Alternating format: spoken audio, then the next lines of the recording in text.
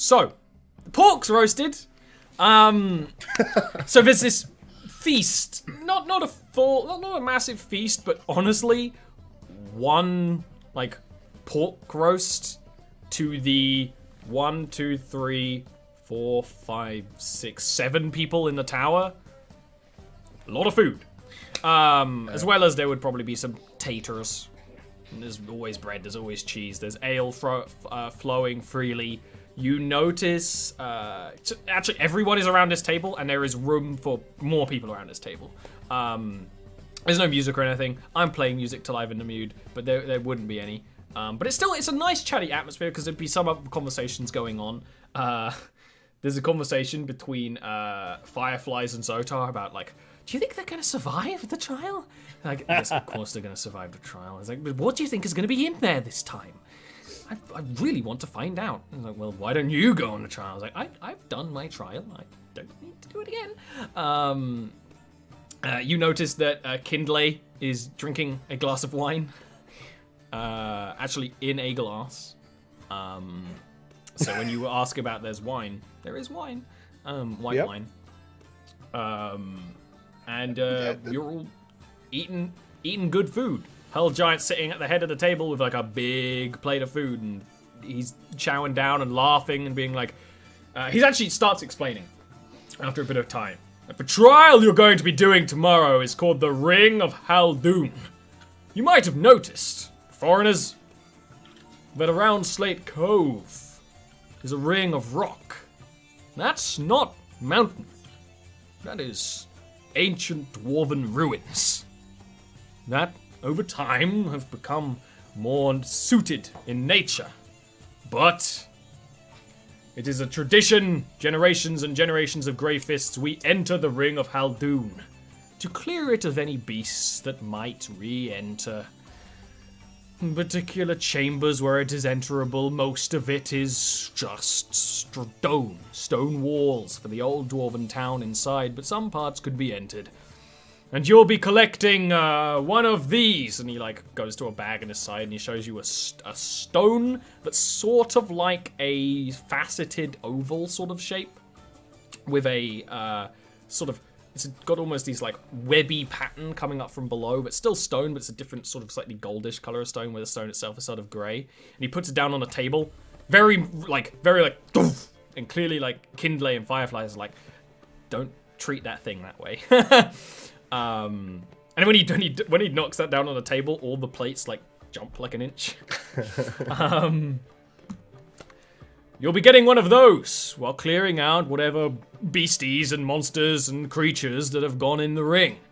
And when you return with one of these, a lay stone for your party, you'll be Grey Fists. And keep in mind, when you become a Grey Fist, it's not just about drinking and eating and fighting monsters. It's about honor.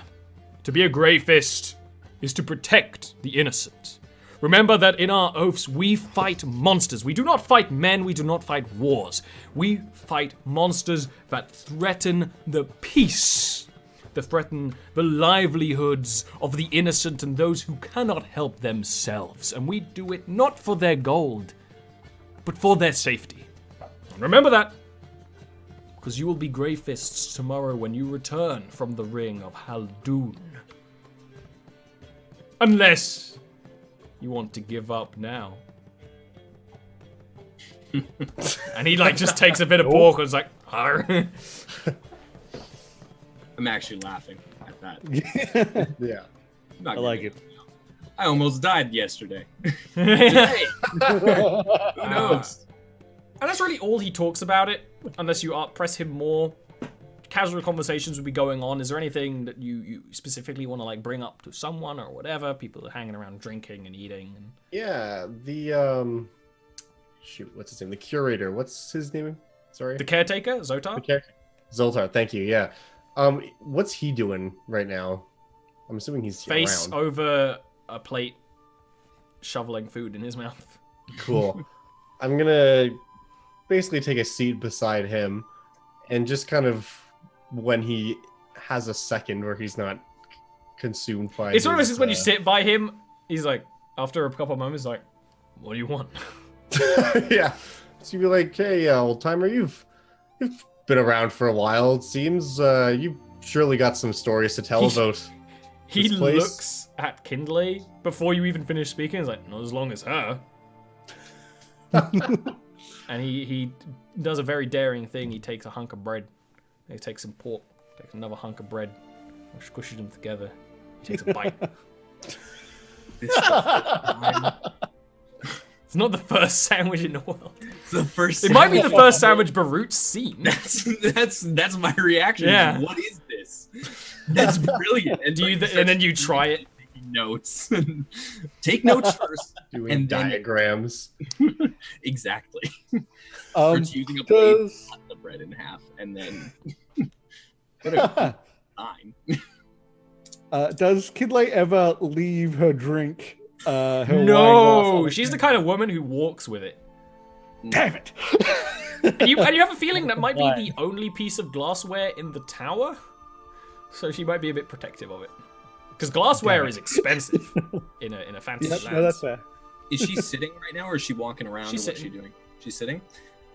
After taking notes furiously and then attempting the sandwich design, Burrow's gonna go and actually sit next to Kindley and First, just, Tobias and Zotar.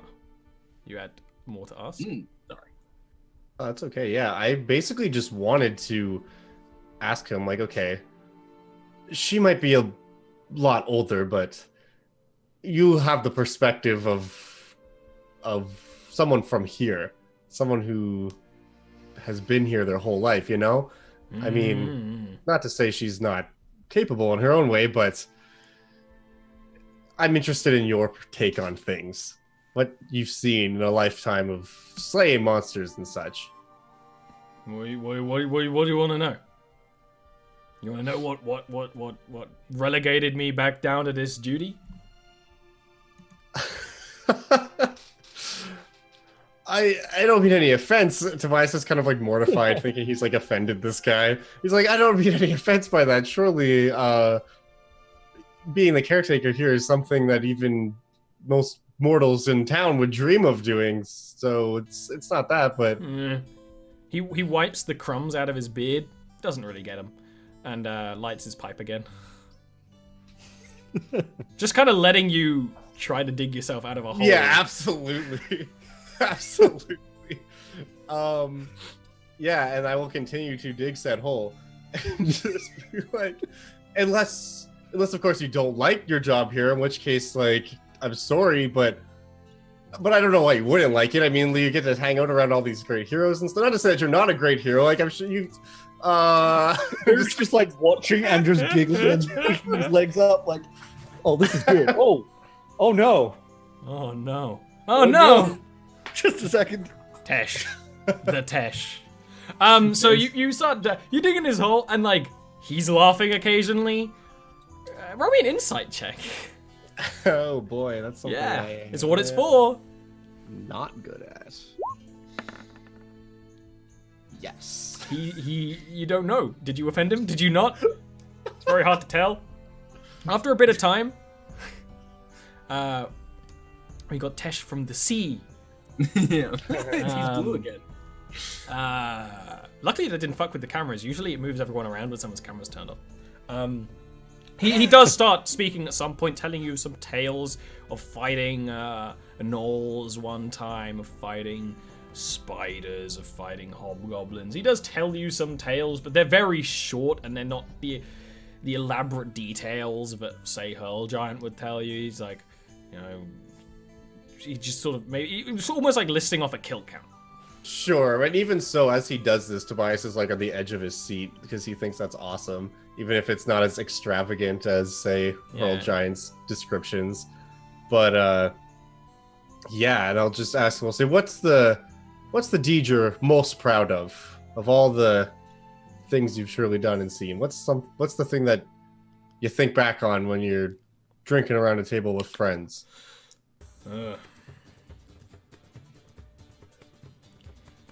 Do you know what a mind flayer is?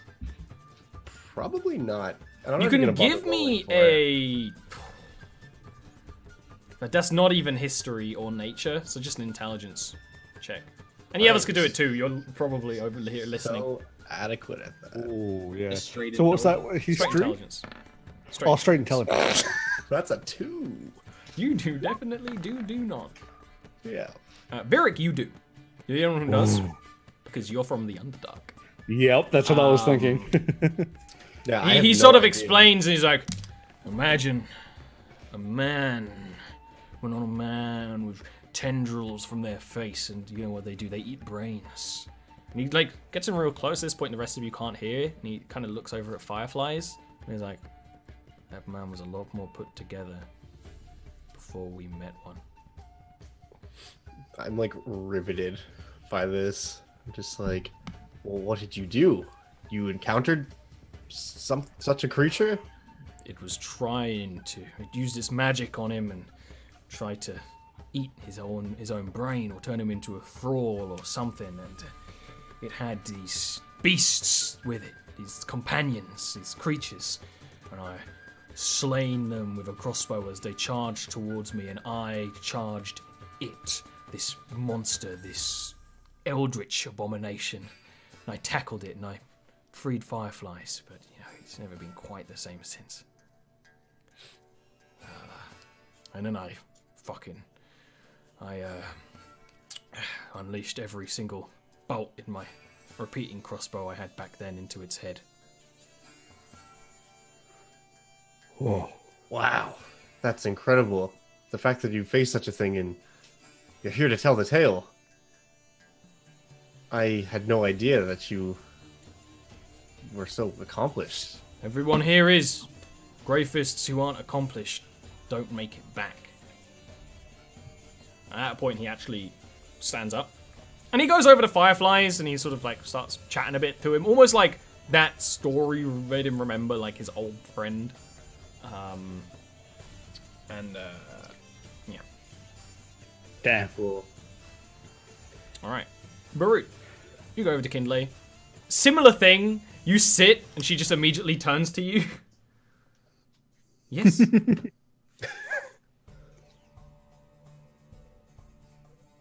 Just long pause before saying anything. Elves. And, yeah. And then just in Elvish first, and then because she knew a bit of Giant, but wasn't able to respond in it. Yeah, you figure just at a glance, at a guess, she probably understands Giant, but doesn't necessarily speak it. You would know that Hurl Giant would speak Giant in nature. Right. Their race speaks Giant. They are Giant kin. In Elvish first, I'm going to ask her if she speaks any other languages. A little. I have magics that allow me to understand all languages if I needs must. It has become very useful occasionally. Well, is that spoken or written, or both? Depending on the needs. Usually, more often, the worry is about spoken. Say, I do not speak Goblin. I will waste no centuries of my life learning such a horrible tongue. But while fighting a Hobgoblin warband, occasionally you need to understand their vile barks. Understand? Absolutely. I was just wondering if, we could speak a little bit more privately, and then I'm going to start speaking in Primordial. And If you start speaking Primordial, she shakes her head a bit. It's like, if you want to speak privately, we can leave the hall. if you'd prefer, back in Elvish again. Yeah, and then she would stand up and sort of motion for you to follow. And go up to her meeting room. And at that point, I'd ask her, so I'm not as familiar with the cultures around here. That's part of the reason why I'm here. I'm trying to understand things, and I'm trying to understand exactly where the Grey Fists fit in this northern culture. I'm learning more about the northern culture, but I'm not really certain exactly how they fit in. Well, the North is a big place. Down in other parts of the world, they have armies, they have warriors, they have people who go around from city to city trying to help people. Here we do not have that. People here... Take Tobias. I do not know the man, I do not know his history, I do not know his life, but I can assume he comes from a home, and they needed him, and they relied on him, and now he's not there, and now they struggle. Which is why we do not have armies. It's why up here, they should say they. It's why they do not have armies. It's why they do not have forces. And when they do have armies, they steal to keep running. Recently, further north, Othenfur was overrun by armies of hobgoblins.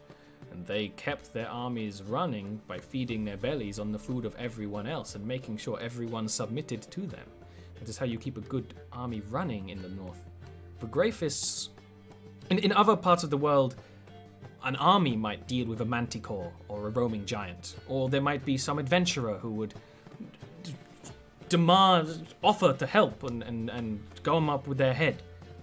Here we cannot spare those people, but we can create them, and that is what the Greyfist exists to do. Very interesting. Now you said they. You don't consider yourself one of the people of the north. So where I am you... from Thundrel.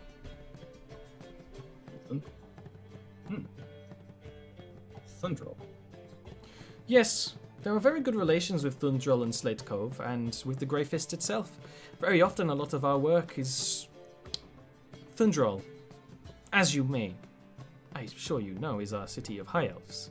An ancient city. Cemented. I spent some brief time there, actually, on my way up here. Then you know of the forest it sits in, and it is magical in nature. Even there, our high elves, we are elves, our population is brilliant but low. We cannot spare people to constantly hunt owlbears or creatures of the night that prowl the forests and threaten people. So occasionally the Greyfist we help there, and that is how I started. I joined the Greyfists being a liaison from the city. Long ago. 500 years ago. That is a long time. You're lucky. Passes quickly. Well, I suppose when you're in this kind of work. Absolutely. Life is short. At least For in my them. experience. For us too, if we're not careful. That is why I am always careful. Which is why I stay in the tower, more or less, now on. Understood. That's why I learn as much as I can. It will save your life. But remember, we do this for them. For those people who can't afford to leave their homes to fight a monster. You'll many times be hunting some creature, and menfolk of the town, or even womenfolk, or anyone strong enough to wield their weapons, or even magic, will try and fight this beast, and they will be cut down. That is why we're training you to be what they aren't. Well, and you will have knowledge that they will not. knowledge is a benefit. Helping people also. Thank you. She nods, yeah, and there's a sort of after a comfortable pause in Elvish, she would drift back downstairs very elegantly, as always. I'm gonna be a little bit slow to follow. I'm gonna peruse some of the books if she doesn't usher me out of her room. No, she doesn't.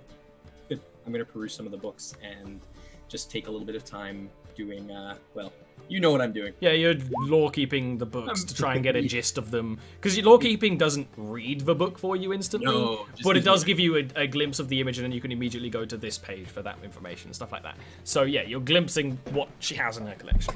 That's fair. I think Virik, during all of this, might try and sneak to that storeroom, see if he can't find some wine. Investigation check. Oh, okay. And stealth check. Oh, that's stealth, yep. Oh. You've already had a few mugs. Yep. There might even be a quiet slur from under your mask of my wine. as you go not very subtly to the room, you find bottles of white wine. It appears to be a very fine high elven wine, saved for occasions. Even so much saved for occasions they're behind things. Oh. Yeah, he comes back and he's got like the shirt with the bottle just.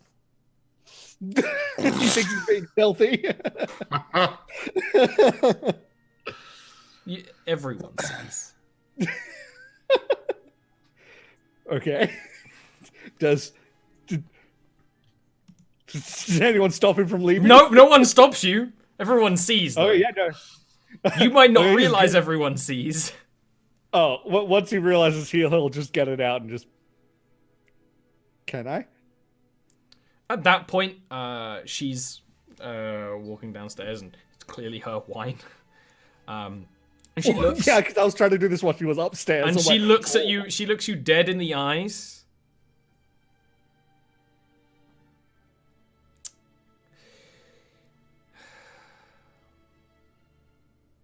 Only if you share it with me.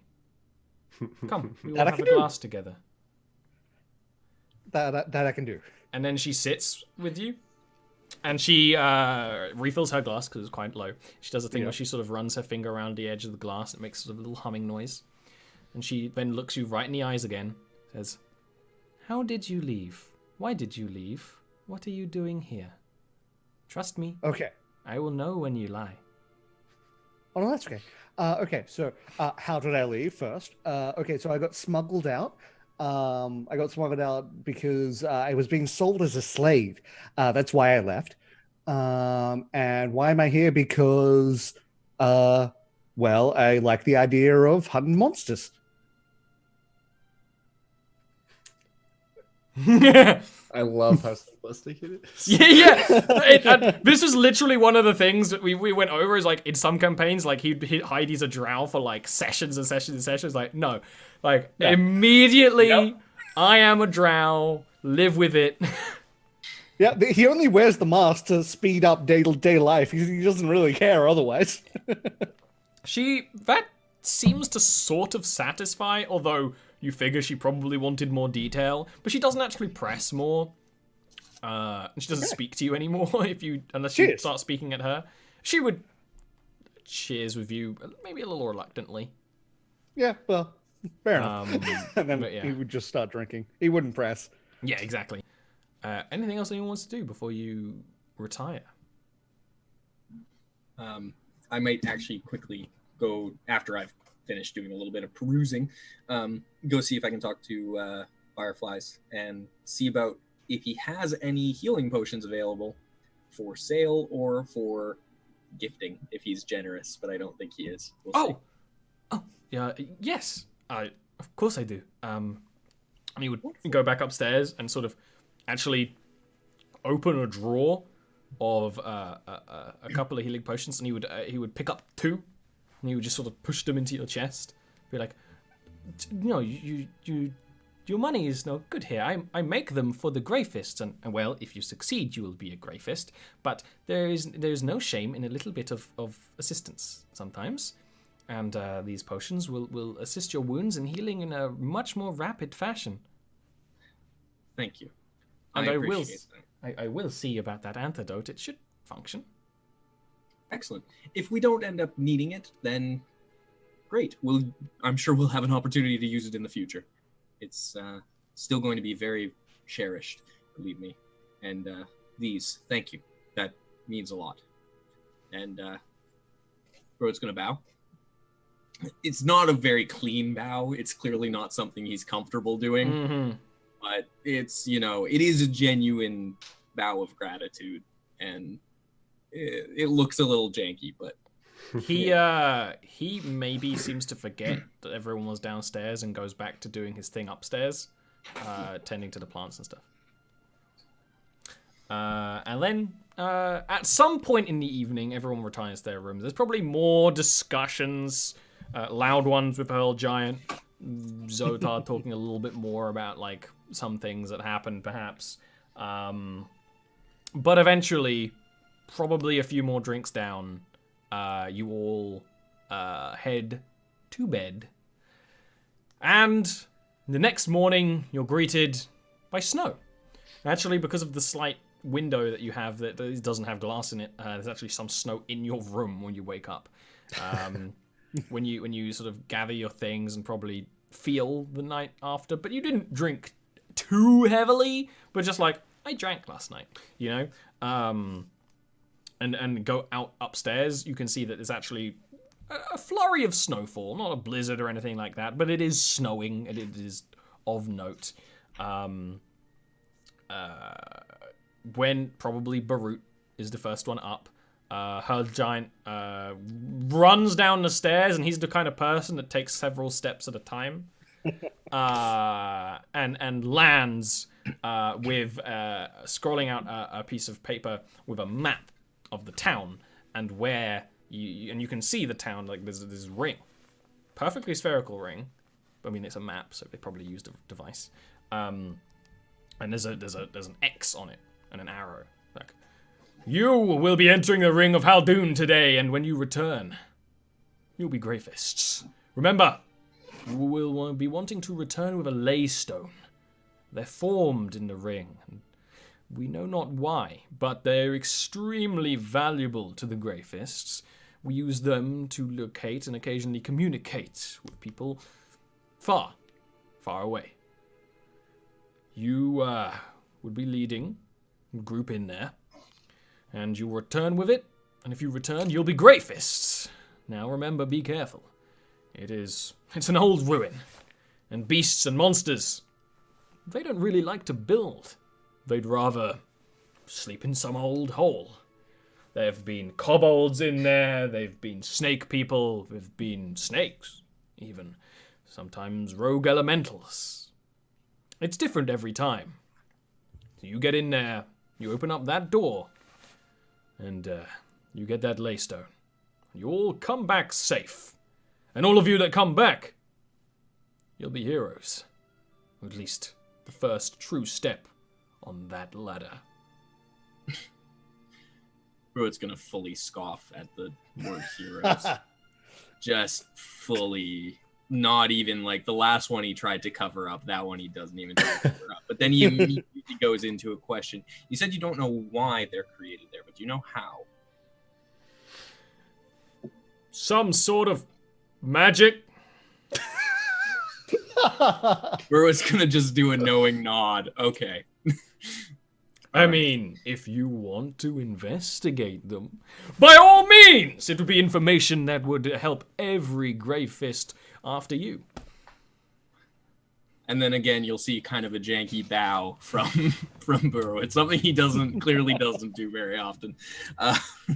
But then just says, I'll see what I can do. And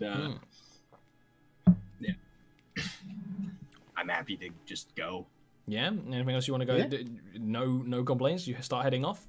I am going to quickly check in with Fireflies for that antidote, see if he has that. Mm-hmm. When you do, he is excited to see you and holds up this sort of brownish, sludgy liquid in a small vial. The potions you had were like in nice dome, like spherical potions. But this is like a small vial of a brownish sludge. He's like, yes, well, this is not exactly an antidote as I expected, but it will make you resist the effects of such poisons and things that insects use.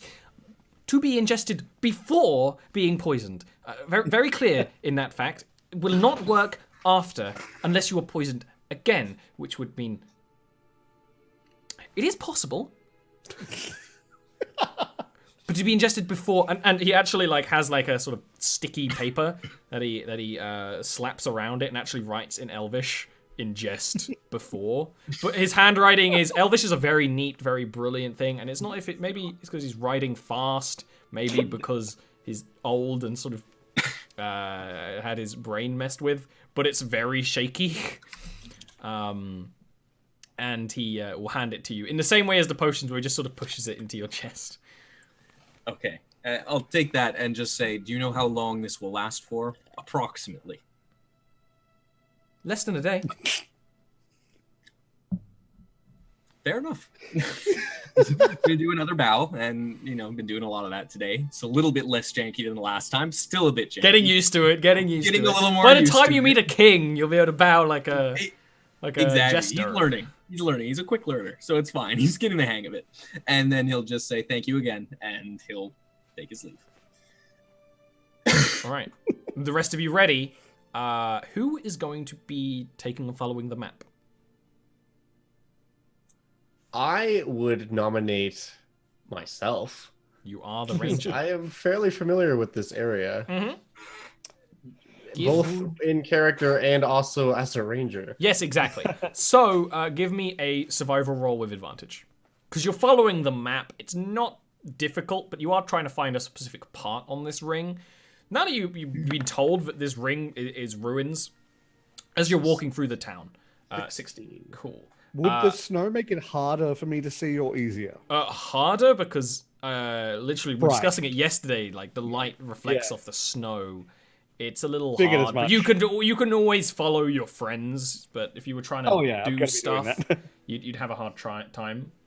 Also, so we're going through town before we head to this place, right? It's actually sort of. If you imagine that this ring is the outside of the town, maybe a couple of decades ago, and now the town's sort of going out around it as well.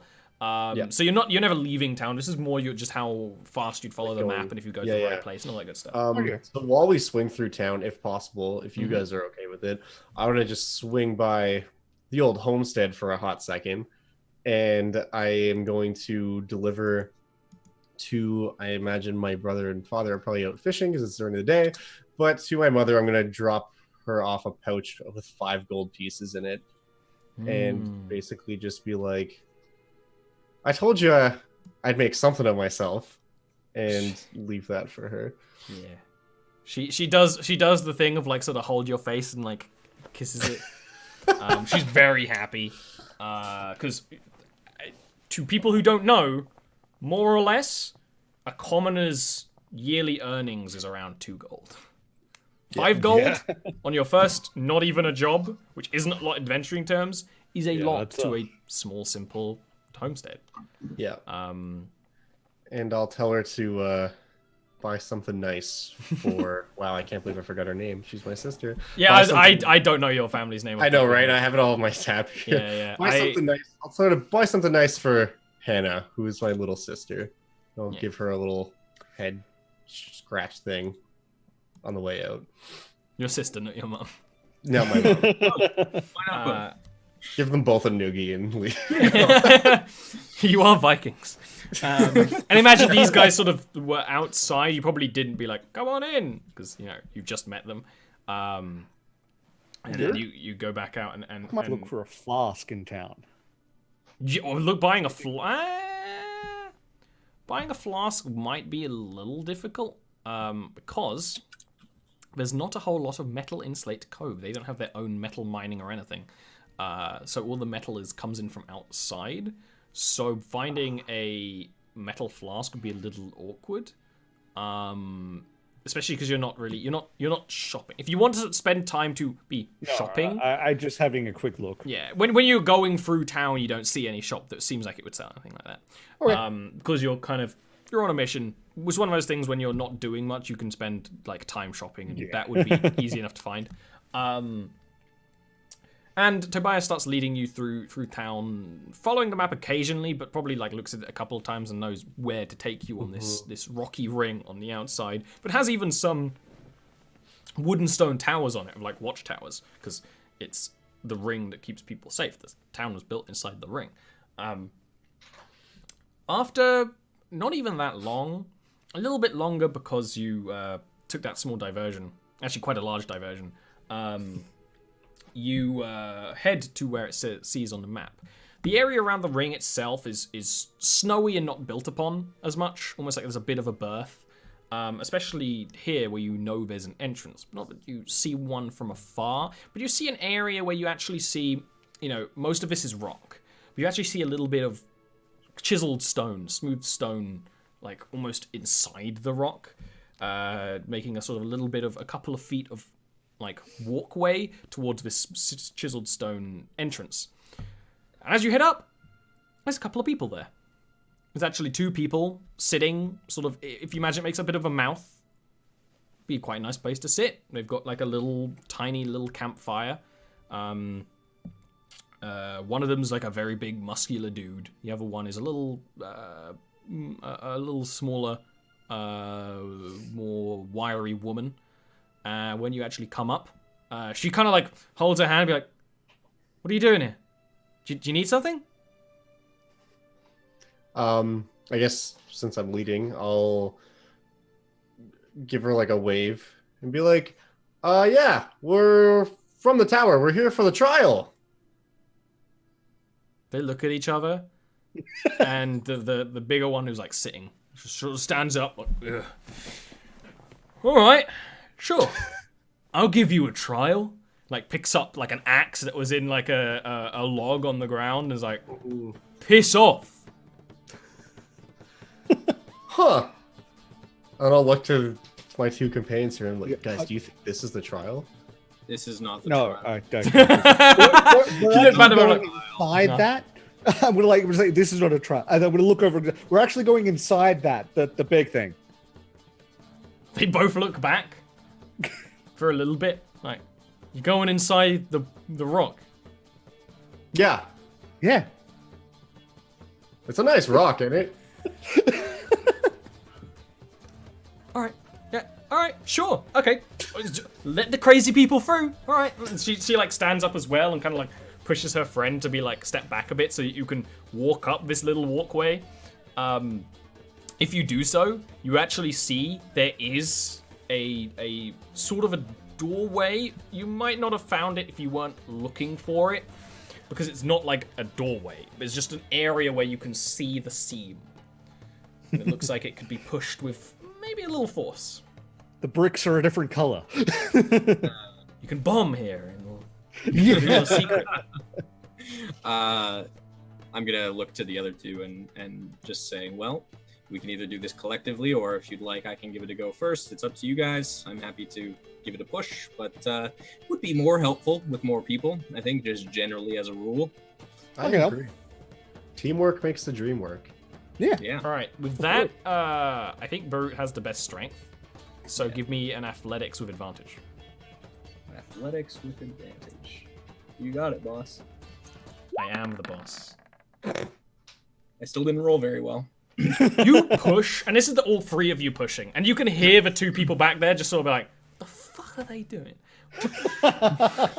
What is going on?" And you push, and it's like a concerted effort. This is a big, like, stone entryway, and you push, and you're feeling the give, and you're like, keep pushing, and you give it enough where you like squeeze open, and you feel this slight rush of the air inside that is stale and even has a bit of a very different scent to it, to like sort of the smell of the snow in the town outside that you probably ought to notice more when you step inside. Ah, familiar. No, not familiar to you Not at all. familiar? The No, staleness, yes, but the actual scent, no. Oh, okay. It only opens about an inch, so you can smell inside before you're like, huh. Is something that would be familiar at all in any way to me, given that like I've spent a lot of time in mountain caves. Okay, you and Virik can give me a... This is where like history dungeoneering would have been good if we were playing like 3.5. Yeah. Trying to think what it would be. Nature. Nature Or it Arcana. is. Nature or Arcana. Thank you. Nope. Oh, I'm still going with advantage. I just You stopped probably myself. think it does remind you of the... You don't recognize it. Okay. But it is of note. You're like, there's something strange about that. Yeah. But you can't get in because you've only opened the door about an inch. Well, shall we give it another go? Are there any like trees nearby? Outside? Not really close, but like pretty close. Well, I want to try to find a branch, is what I'm Oh yeah, getting you at. can find a branch. Yeah. Cool. I want to try to find like a good sturdy branch and try to use it as like leverage. Oh, to, as a like, leverage? stick it in that gap. Just before you do that, does anyone have a crowbar? Because someone might have a crowbar. Yeah, that would be ideal actually. And the person who might have it might be Virik. No. Oh, this is why you should have a crowbar. Yep. Nope. Don't have a crowbar. Nope. Okay. Yeah. the wrong kid. So you basically start trying with the branch's leverage. All three of you, by branch, like a big, like proper tree branch. Something Wedge thick. it in as much as you can, and then all three of you push it. Give me again. Brute has the best strength. Strength for advantage is going to lower the DC a good deal. Just strength or athletics? Oh, athletics with advantage, yeah. Yeah. Sorry. I'll be honest with you, it makes no difference. But it could have. It could have. Hey! With the lever, you Brute's probably like, oh, clever. Right. And you push, and clearly this door was meant to go back more. You can even like maybe tell maybe there's a slight mechanism in there and how it's meant to be pushed and pulled. But you kind of like push it past that, and you yank the door open using the you've got more strength with the leverage, pushing the chamber open completely. And with that, give me a tiny moment. Real little moment. Should I be clicking on my token here? No, Okay. not yet. Oh, not yet. Okay. This is where we look and see like a door button or something like, and we're like, oh, whoops. There's a very good chance of that. Oh, did I not put walls on this map? I don't think I did. Oh well. I see everything. Doesn't I matter. see big old white stuff. Yeah. Forgot to Big go old walls. pile of white things. You remember when I said I must have forgotten things before I prepped the stream? That's one of them. But again, doesn't matter. We're doing it old school, no walls.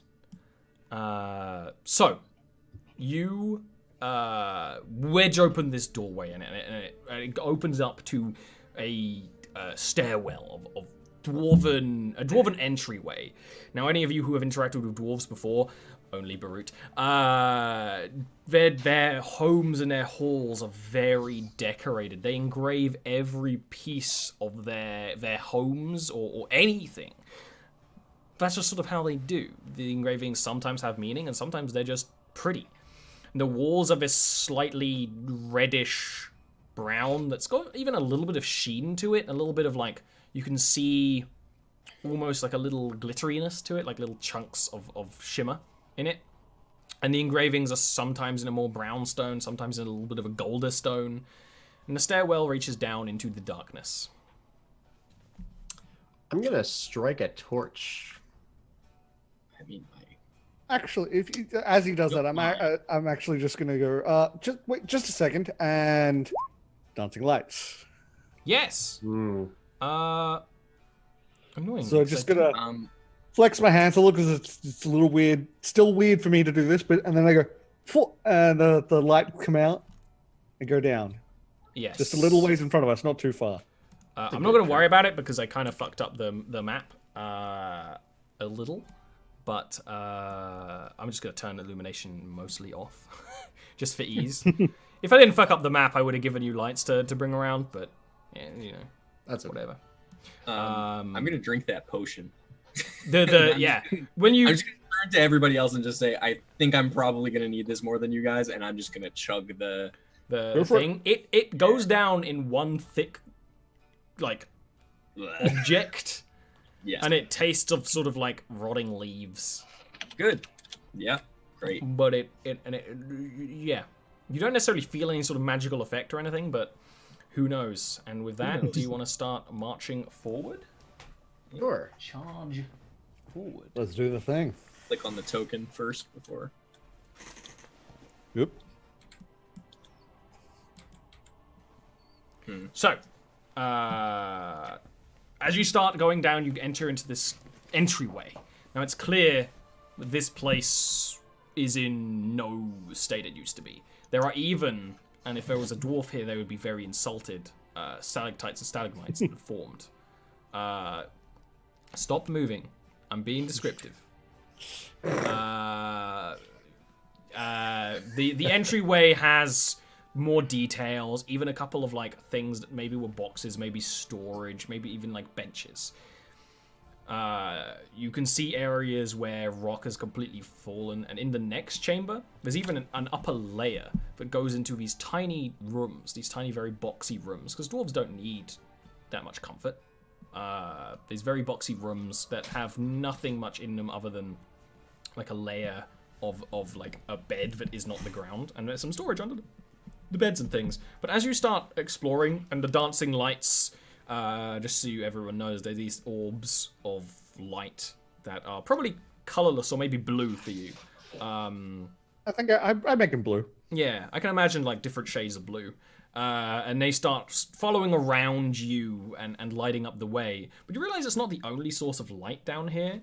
You actually, as you start stepping forward, you hear a sort of insectoid clicking of a bug.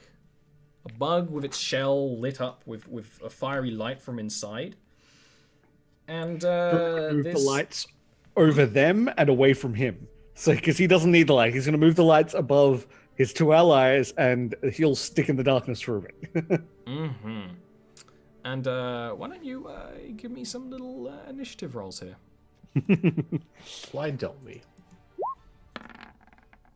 Click clacking. Oh, I have a reason why, because I didn't delete initiative from last time. Let me now have to do the very complicated math situation of trying to work out which ones are from the past and which ones are from the now. If you only used Roll20 before, that is a thing that happens if you're dumb, like me. All three of those look like they're the real ones. Yeah. I caught it. You rolled real well last time. You were just in different positions. And then you rolled a immediately you see this, and it's a giant bug. It's not as big as the wasps, but you can see it glowing, and it immediately like rises up on its back couple of legs, and you hear some more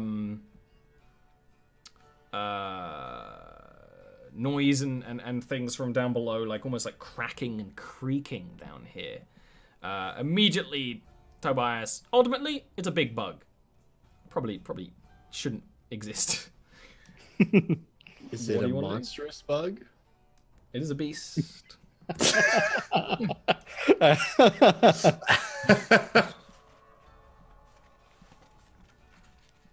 It's your turn.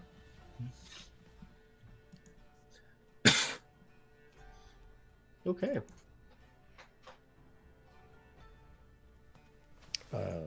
Are they the You see the little red glowies? Yes, so Tobias, it's your turn. Okay, sorry. So we're starting. Okay, so they're the red glue bugs here, yeah? Yeah. Okay. Well, I can see this one here pretty clearly. My immediate reaction is going to be, let's shoot that with a longbow. Yeah. And But it's still big. It's still like the size of a medium-sized dog. That's really unfortunate. That is a hit, because it is just a tiny beetle. I mean, it's a big beetle.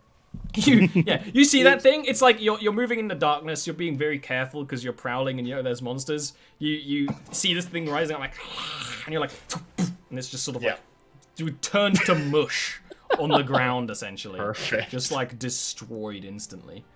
But for the sake of ease and convenience, why don't we continue to use initiative as you walk through this place? But you still have your movement action to march around. I guess, yeah. I'm not going to get too far away from everyone, but I'll go 1, 2, 3, 4. I guess, yeah. I'll go here. Remember, I don't do diagonal movement is double, because I do everything on the grid. Just so you remember, because it takes a bit of getting used to for people who don't do it, but I've always done it this way. So I'm used to moving in turn, or are you moving in turn? So next up to Varric. Cool. Okay. Varric is going to sort of try to stealthily go along the wall. So you want to roll stealth?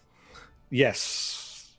Yep. The way rolling stealth basically works in my games is you roll stealth, you have that stealth, remember it. I will be rolling against it. You are now in stealth, even if you want to give yourself a little sneaky boy symbol like this, is what I usually do. Oh, okay. Cool. You are now in stealth, and you can start creeping around. These areas up here, I'm actually going to hold there. Yeah, that grey area is risen up by around. That's where he's going. Okay. Barut. Okay. I'm going to move. 4.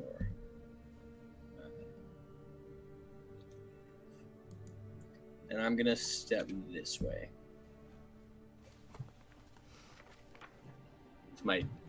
That's all I'm doing. Alrighty. One moment, please. That's permissible. Oh, you know, when the DM needs a second, it's always bad. As you start going up that way, another one of those firebugs starts sort of skittering around like... That's Whoa, they move far. Yeah, they're like little skittery beetles, and also they're not troubled by the sort of slightly rugged, like, stalactites, stalagmites, and areas where the wall has started to collapse and things like that. And it even sort of, like, leaps at you. Going to attack you and going to hit, dealing actually 5 slashing damage as its mandibles, which are pretty much comparable to scissors. Just Good, great. like actual like handheld scissor size, just like pinch probably your hand or something. Oof. You know? Ouch. Yep. Yes, I know, that's real bad. And then you hear a Oh. Guys, bad things are happening. Yeah. Oh my god. as a very big lizard that perhaps was awoken from its slumber, drool hanging from its mouth, glowing in the illuminated light, just starts padding. Damn. Towards Tobias, because he has a light above his head. Oh no, sir. I'm sorry. Next up is Tobias. How fun. So real quick, if I shoot something that's adjacent to me with a bow, You have it's disadvantage. it's a disadvantage, right? Okay, cool. That's what I thought. Well then, I'm But gonna you shoot can at this always, bug. Actually, yeah, fair. You can always like, it's a bonus action essentially to trade your weapons, but you could always drop your bow, and then it's a free action to take out Right. another weapon. So you could always do that and then attack as well. But shooting the what I bug think I'm gonna do is shoot the bug with my is longbow. a smart ranger play, hoping that the melee people will save your life, and that is a hit. Exactly. Teamwork makes the dream work. Does a 19 hit? Yes, that's a hit. Cool. See? Yeah, and that you splat it much like the other one, Barut, where you were maybe trying to like peel the thing off you. You push it off, and then the arrow like sails, and it splatters into this illuminating like orange goo that they were glowing from the inside, and its ichor, it's essentially blood, is this glowing orange color, and it's actually splatted up onto your body and your chest slightly. And I'm gonna move around the other side of him with my movement. Yeah. And give some room for my friends here to punch and stab it respectively. Punch and stab it respectively. And Yep. that will be my turn. Good times. I'm going to switch to the battle music. Oh.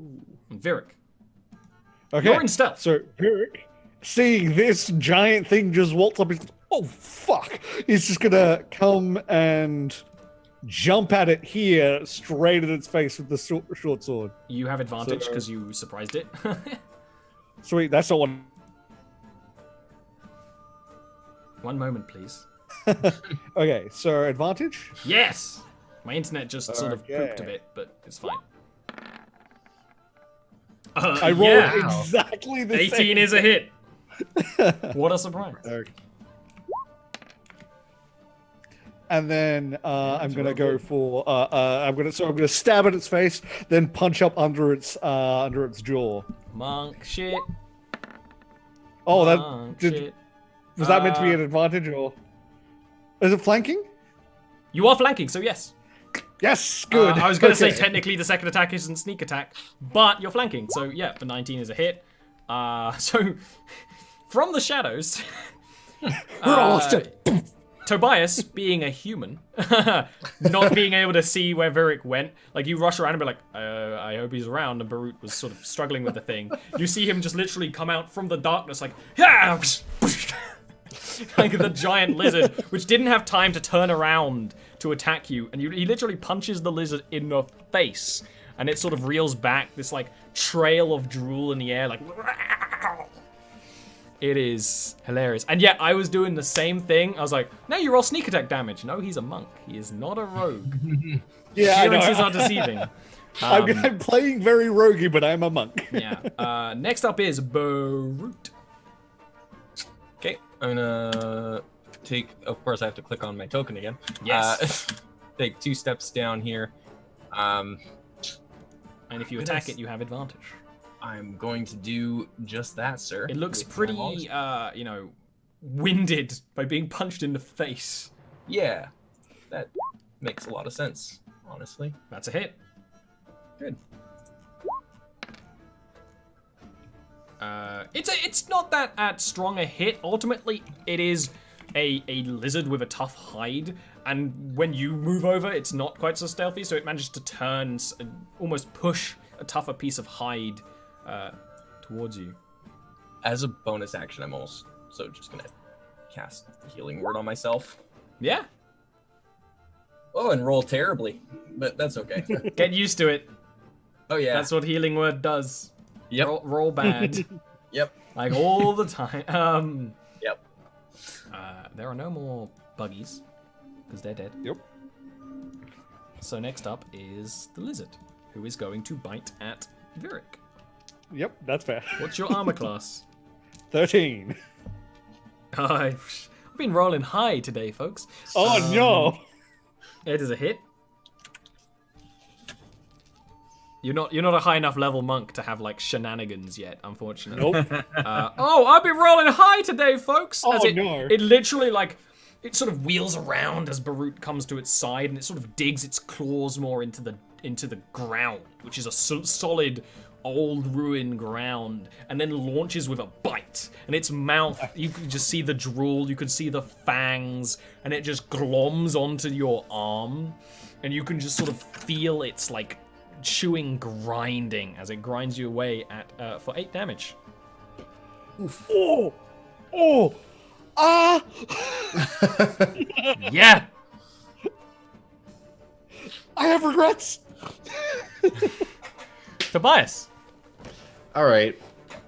I'm gonna drop my bow, pull out my sword, my short sword, and try to stab him. Yeah, you have advantage. Bam. What is that attack roll? Yes, that's a hit. Perfect. It's a lizard. 6 piercing damage from a short And with that, you actually kill it. Would you want to kill it in any other way other than just sort of like stab and... Yeah, I'm just gonna quickly stab him to get him off of Virik as fast as possible. Yeah, yeah, you stab, like retreat, pick up your bow again when it's clear the thing sort of like falls and flops around for a bit, but then ultimately dies and Virik probably punches it again. Yeah, no, Virik is going to stab its face a couple times. Just, okay, yeah, just stay there. Oh. Alright, and with that, what would you like to keep doing? On the other side of this chamber, well, there are 2 doors.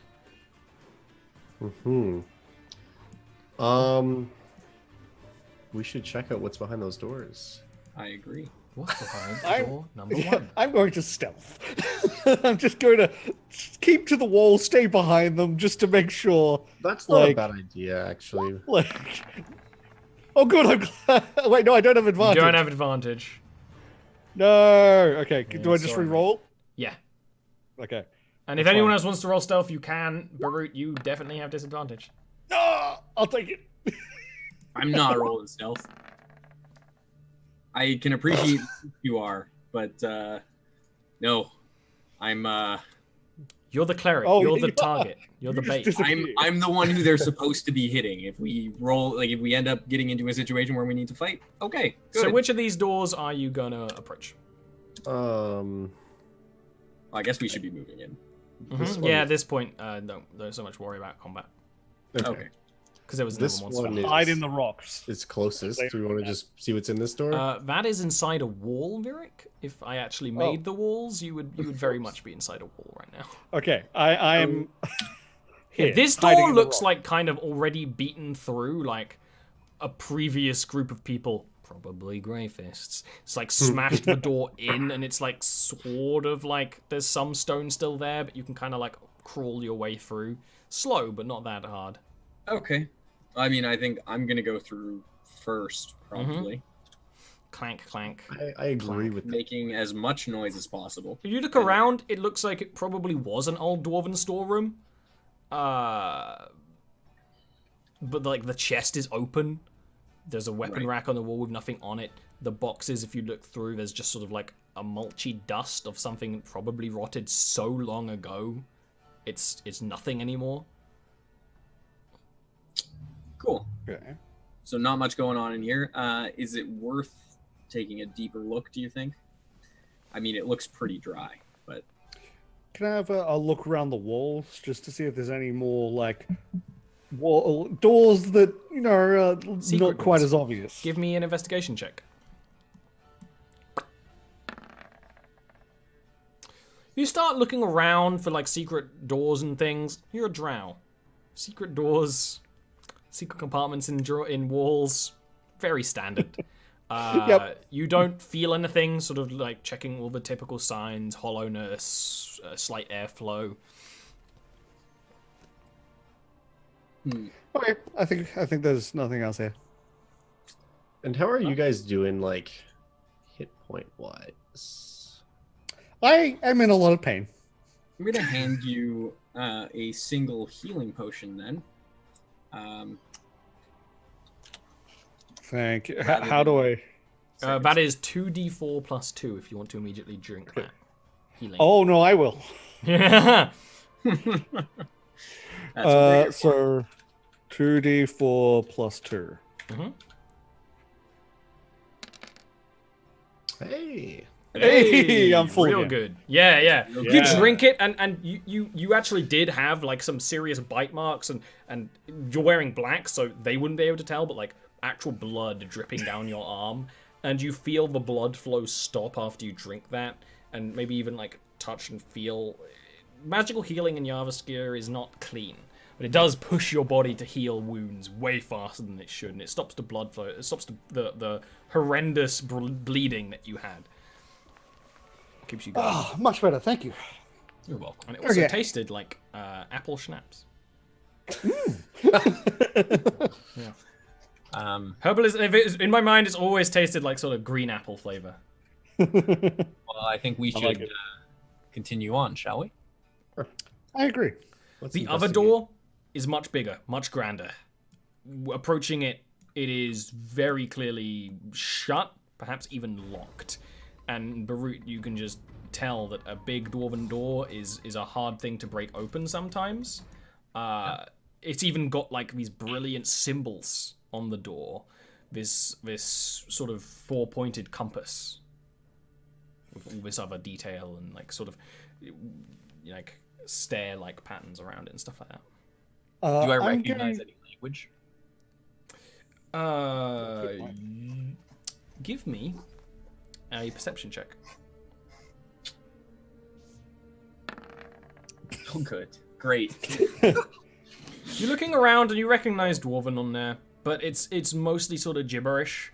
You know, Dwarven engraving is sometimes just what looks nice, what means well. Dwarven greater. There would be a Dwarven greater rune of sort of like watch. The way Dwarven language works is that like individual words and things are spelled with lesser runes, whereas there are greater runes that basically are full words or meanings or tones. And it just says watch on the door. Watch. Derek's going to start looking around the room to see if he sees any symbols that match on the door. Sure, Just give me an around this investigation room. Yeah. I'm also going to say to the group, the large rune says watch. Okay. You're looking around. You have a very easy time in the darkness, Virik. They're left in the light while you go and peruse in the dark, and it's a little bit of relaxing on your eyes. You go into all of these side rooms, and there's probably would have been 10 on each side, but the other side's got kind of destroyed a little bit, and also there was this other room. And you look around, you actually find a couple of old golden coins that no one else has found in the many pass-throughs here. You find 16 gold. How much, sorry? 16, not 60. Oh, okay. But 16, still a lot at the moment, but Yeah. 16 gold. But more than that, you notice other things while you're going around. You don't notice a lock or a key or anything, but you do notice an actual button in the rightmost room from when you're entering. Was slightly bigger than from the rest. At a guess, because you don't know much about dwarves, but you know about underground living and sort of fortresses and things. Probably where maybe a commander or something lived, and there was a sort of a mechanism and a lever, but you figure connects to the door. But more than that, when you're going around perusing and you're looking around with your greater dark vision, seeing much more of it, you can see this whole place very easily as well. You notice something a little strange about here. Yes, it's carved out. And there's dwarven stuff. It looks like the dwarves carved into stuff that was already here. And this isn't a dwarven ruin at all. And you actually, when you notice that, you notice these symbols on the wall that look like they've been cut off. Like there was symbols on the wall before the dwarves started carving their rooms and their stairs and their wall details and things. But you don't make any head or tail of them at all. Interesting. Guys, I think I found something. Firstly, button, also Baruch, and I would relay everything about that you just said. Like it was the dwarves you cutting. Point to it this out to thing. them. Baruch, give me a. I'm gonna hold my dancing lights up to it. An intelligence check with advantage. Couldn't have been wisdom, but that's all right. Yeah. Yeah. Hey. That's still great. I'm completely happy. First with of that. all, what he says, he's very much right. Looking around, that actually seems to make more and more sense the more you look around. And then you realize that the symbols in the wall that have been carved through are in primordial. So I can read them. You're trying to read them. They are cut off. Yeah. And the word that's sort of written in. What languages do you speak? Go ahead and click your language proficiency stuff. Yeah, you catch the primordial. Though the actual positioning of the words don't make a true. The symbols don't make a true word. But you are smart. You understand primordial. Primordial is not a written language by the primordials. Yeah. They have no need for a written language. Primordial is a written language by people studying primordial, mostly spellcasters. But even then, in your understanding of the language, this doesn't make anything. This is just a collection of symbols that you don't completely understand. Do I recognize the symbols? Like, are they all? They're letters, essentially. They're all okay. So they're all letters, but it's not making a full word. Essentially, is it an anagram of any kind? No. Okay. They're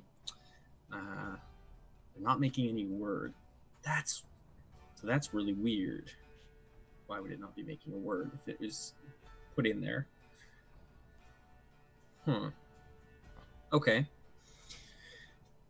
And you're saying that the dwarves carved that out, like they removed some of it? They removed some of it, which is why it's even harder to give you a meaning, because you're looking at half of letters.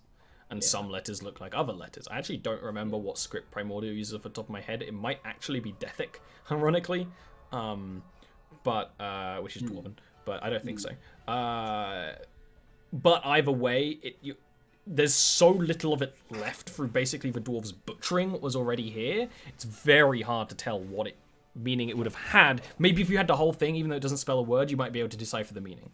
Right. Maybe you could try and guess what the other half would be, and that's probably what I imagine you're doing right now. Yeah, but you have no real cement, because of course that could be, a U or an O, that sort of thing. You don't know what the other half of the letter could be. Okay.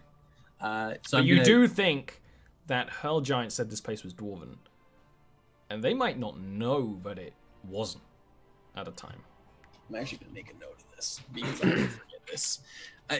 Yeah, I imagine you even draw down the symbols. Yeah, exactly. And I'm just going to make that note Brood is noting down the symbols and making a note of what like alternate combinations that they could be as well for the letters, like anything that might match up doubly. Yeah. Like something that would be an O or a U and going between them. But then he's also in as much as he can, he's also noting, okay, this is primordial language, but it's not necessarily making sense. And he's starting to put together kind of a list of factors, I guess, about this place to try and put together about the Leystones, because he did also say he was going to look into why and how the Leystones were created here, and this he feels might be a part of that. So he's going to start to make notes about that, and he's going to say everything that he's doing to anyone who has the patience to grit. Yeah. While you're doing all that, well. Virik would turn to Tobias and be like, do you understand any of this? Because I don't.